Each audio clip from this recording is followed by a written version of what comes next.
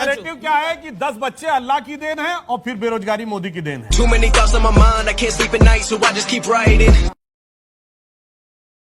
135 करोड़ जिस देश की जनसंख्या हो वहां पे पॉपुलेशन कंट्रोल एक बहुत बड़ा कंसर्न होना चाहिए, मेजर लेने चाहिए। लेकिन मैं एक बात को एक्नॉलेज आप करिए कि 135 करोड़ के देश में अगर एक ही समुदाय का योगदान 100 करोड़ का हो तो ओनस किस पे ज्यादा आता है? मुझे लगता है ये जिम्मेदारी से आप कोई बच नहीं सकते।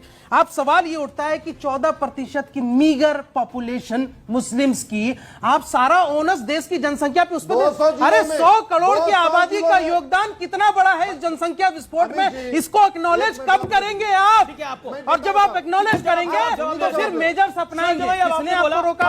अब आप अश्विनी 14% मीगर कहती है, हटा लो, अभी बता देंगे हिमांशु जी, ये मीगर पॉपुलेशन है। एक बार सुन तो लीजिए हिमांशु जी। हाँ, बंगाल के 12 जिले हिंदू खत्म हो गए, मुस्लिम बहुसंख्यक। असम के 9 जिले, यूपी के 12 जिले, बिहार के 7 जिले, हरियाणा के 2 जिले, राजस्थान के 6 जिले, महाराष्ट्र के 6 जिले, आप इधर गुजरात जाओ 3 जिले। पूरे देश में 200 जिलों में मुस्लिम तय करते हैं कौन पार्षद बनेगा, कौन प्रधान बनेगा, कौन विधायक बनेगा, कौन सांसद बनेगा। 200 जिलों में।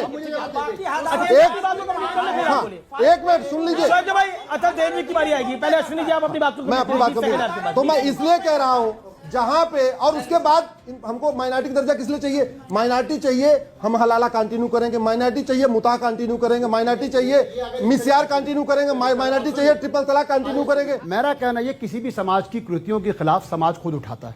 हमने कभी ये नहीं कहा कि नियोग पर पाबंदी होनी चाहिए, हमने कभी ये नहीं कहा कि हरियाणा और पंजाब के अंदर जो जायदाद ना बटे तो साझा कूटी एक औरत के साथ 4 शादियों की जो प्रथा, इस पर पाबंदी लगाइए। हमने कभी ये नहीं कहा कि औरत को शंकराचार्य होना चाहिए। हमने कहा ये हिंदुओं का अंदरूनी मामला, हिंदू खुद तय करेंगे।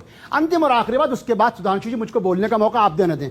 मैं सुधांशु जी को मैं इनका सम्मान इसलिए करता हूं, बिल्कुल सम्मान इसलिए करता हूं कि कभी तथ्य से परे बात नहीं करते। बिल्कुल जना को चुन के भेजा, मगर उसी बॉम्बे प्रेसिडेंसी ने अंबेडकर को चुनाव हराया था, और अंबेडकर कलकत्ता से कांग्रेस के चुनाव भी जीत के नहीं आए थे, मुस्लिम लीग के चुनाव से जीत के आए थे।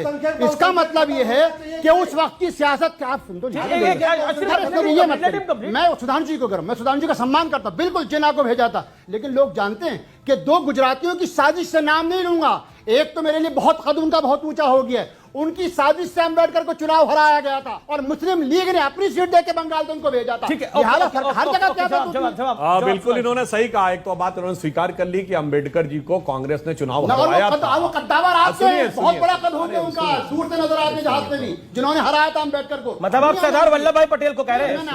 नाम तो ले, और क्या कह रहे थे? सरदार वल्लभ भाई पटेल से तो पुरानी दुश्मनी है कई लोगों की, डॉक्टर अम्बेडकर, क्योंकि उन्होंने कई निजामों को हटा दिया था ना। डॉक्टर अम्बेडकर आज के बांग्लादेश से चुन के आए थे, मुस्लिम लीग ने नहीं, जोगिंद्रनाथ मंडल जी ने उनको जितवा के भेजा। पूरा बात बोलिए, दाएं बाएं मत करिए। बाद में उनको जिन्ना ले गए, क्या ख्वाब दिखा के, ये SC ST का हम बड़ा महान काम करेंगे। और उसके बाद उन्होंने लिखा कि गांवों में घुसकर उनके सामने 2 ही शर्तें रखी गई, वही जो आज कश्मीर फाइल्स में दिखाया जा रहा है, या तो कन्वर्ट हो जाओ या कट जाओ। आखिरी दौर है, आखिरी दौर 30 सेकंड। नैरेटिव क्या है कि 10 बच्चे अल्लाह की देन है और फिर बेरोजगारी मोदी की देन है। जी, यही इन्होंने नैरेटिव बना के रखने का प्रयास करते हैं। भारतीय संस्कृति से बहुत प्यार करते हैं, राजा दशरथ से और राम जी से भी बहुत प्यार करते हैं। राजा दशरथ की पूछ लीजिएगा कितनी रानियां थी, मुझे लगता है वो अगर सुधांशु जी फॉलो कर लें तो ज्यादा अच्छा है। 100 क्या बोला तूने? 100 कौन सी किताब में पढ़े हो? कौन सी किताब में पढ़े हो? मुझे लगता है आपकी जानकारी गलत है। 10 सेकंड। देखिए, सबके साथ जो है न्याय होना चाहिए, समानता होना चाहिए, और आजादी होनी चाहिए, बंधुत्व होना चाहिए। ठीक है, ओके। देलवी साहब, एक दिन मैं आपको मौका दूंगा। देखिए, मैं यहाँ समस्या तो बड़ी है ना। बिल्कुल, मैं अपनी बात कृष्ण बिहारी जो कश्मीरी पंडित शायद उनके शेर से करूंगा। सच घटे या बढ़े तो सच न रहे, झूठ की कोई इंतहा नहीं। जी। और आगे की लाइन जानते क्या है? लाख चेहरे बदल के आ जाता हूं मैं, मगर आईना कम वक्त झूठ बोलता ही।